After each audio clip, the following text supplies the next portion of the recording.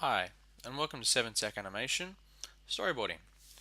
So, this is the storyboard booklet that you would have been given in class. This is obviously the computer version. There's a link to this in your PowerPoints and on your assessment sheets. So, if you lose it, you can go and print yourself another one.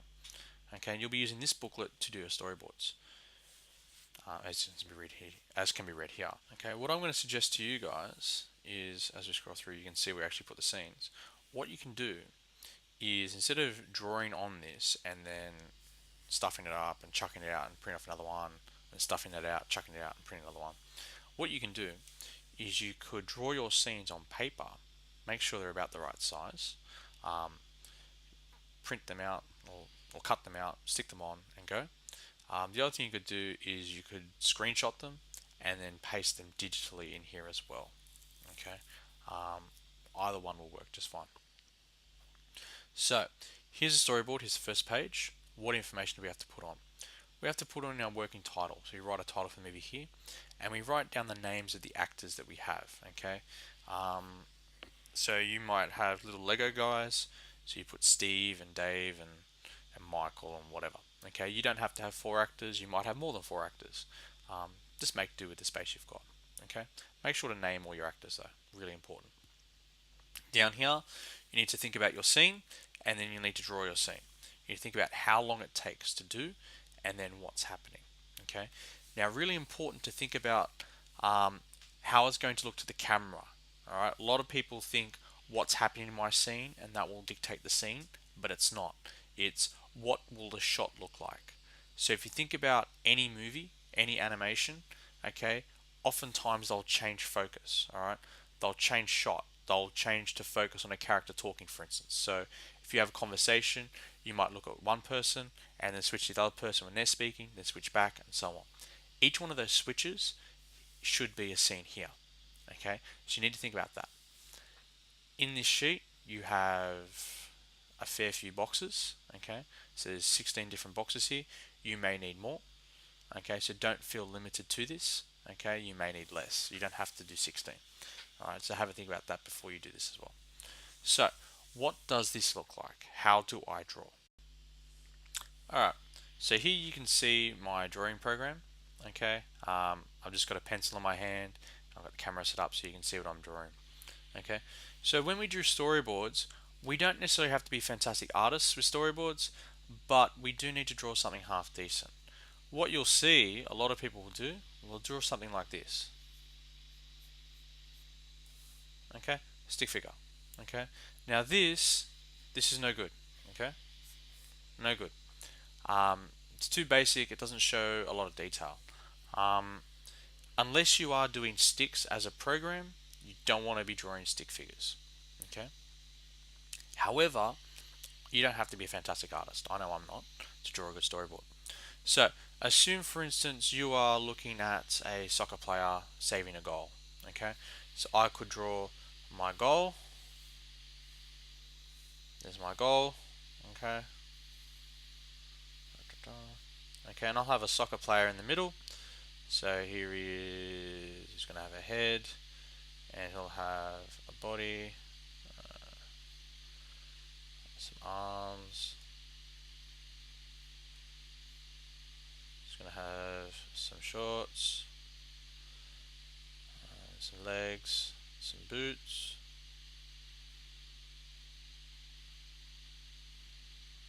Okay, there's my guy. Alright, and probably some sleeves as well. Okay, there's my guy. So you can see it's not massively detailed, but it's a lot better than this guy over here. Okay, and that's really, really, really important. Okay, I'll try to zoom that in and see what that looks like.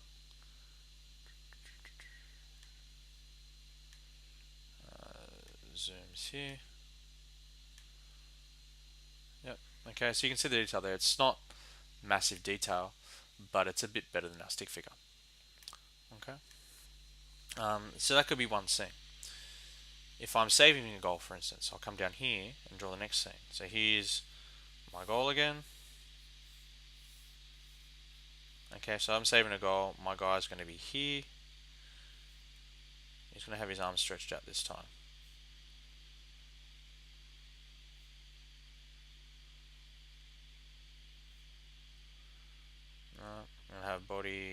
here,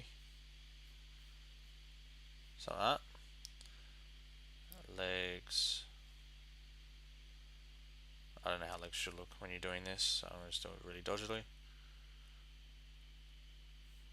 Okay, shorts, shirt sleeves. Okay, and you can use your lines to show movement. Okay, and here's the ball. Ball's going to come in this way. Alright, so you can see what's happening. Now it's really important in these scenes as well, you don't just draw what's happening, but you write too. So you could say,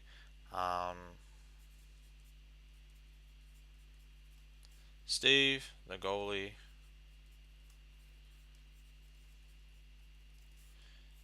saves a shot. Okay, so that works. Now the other thing we got to think about though is, where did the ball come from? So I need to have a shot of someone shooting the ball. Okay, so this is shot 1. This will be shot 3, but I'm missing where the guy's actually shooting from. So let's do that. Okay, we're going to have a shot of Dave. So we're going to have Dave here.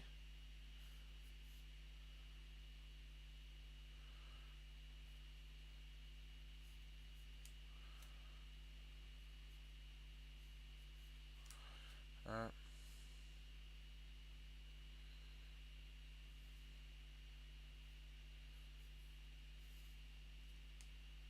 Dave's going to have massive feet, just because I can't draw feet.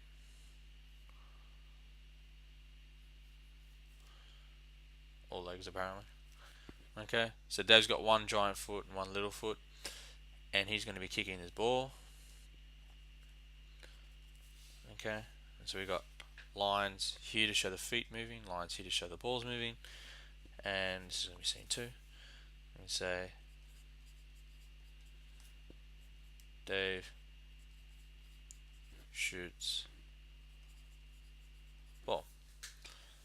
Okay, so we can see here we've got scene 1, scene 1, scene 2, scene 3, and this shows us how to draw the scenes. Notice that every time the camera moves, so here's an establishing shot of the goalie, then we have the action shot of Dave shooting the ball, and we have another action shot of Steve saving the goal.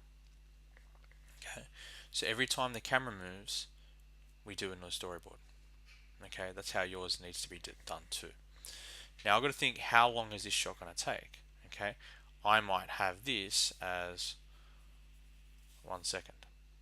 Okay, shooting the ball, I've got to think that might take me a second to shoot the ball because it's a quick action. Okay, and then here saving the shot, that might be 2 seconds, maybe 3 seconds. Okay, by writing the time in, it does 2 things. One, it helps us keep track of our shots so that we know when we're up to 30 seconds or less than 30 seconds or whatever. But especially for stop motion, it enables us to time the number and count the number of shots. So if I'm counting at, say, 24 frames per second, okay, if I'm doing 24 frames per second, that's 24 different photos in each second. So to make this shot here, I'm going to have to do 24 photos. To make this shot, I'm going to have to do 24 photos. So I need to work out, where does Dave's foot start, where does Dave's foot end, okay, and then take shots between them. So he might go boom, boom, boom, boom, boom, boom, boom.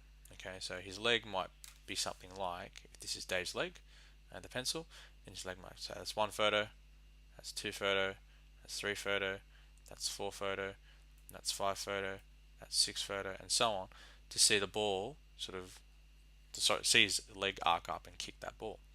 Okay, so if you know that's going to take a second, you need to have 24 different photos of his leg moving, kicking the ball, and the ball flying out of the scene.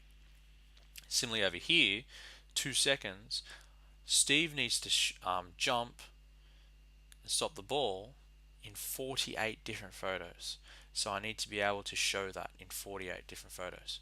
So this, the time multiplied by the frames per second, gives us the number of photos we need to have.